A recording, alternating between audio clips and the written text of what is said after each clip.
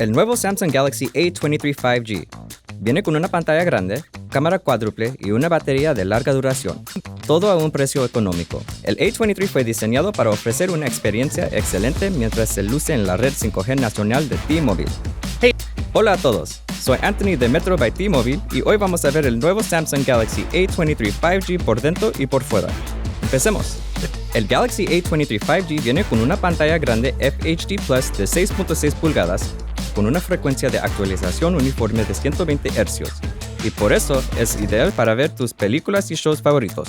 También incluye una cámara cuádruple trasera, con una cámara principal de 50 megapíxeles, además de cámaras ultra gran angular, de profundidad y macro, listas para captar los mejores recuerdos de tu vida.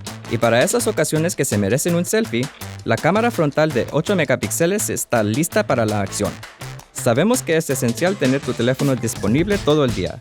El Galaxy A23 5G te acompaña con una batería de larga duración de 5000 mAh, que también es compatible con carga súper rápida de 25 vatios para cuando necesitas carga ya mismo. Por dentro, el Samsung Galaxy A23 5G viene con 4 GB de memoria RAM y 64 GB de almacenamiento, expandible hasta 1 TB con una ranura para tarjetas microSD. Con el Galaxy A23 5G es fácil acceder a tu teléfono de forma segura gracias al sensor dactilar. Solo toca y ya. Veamos qué hay en la caja.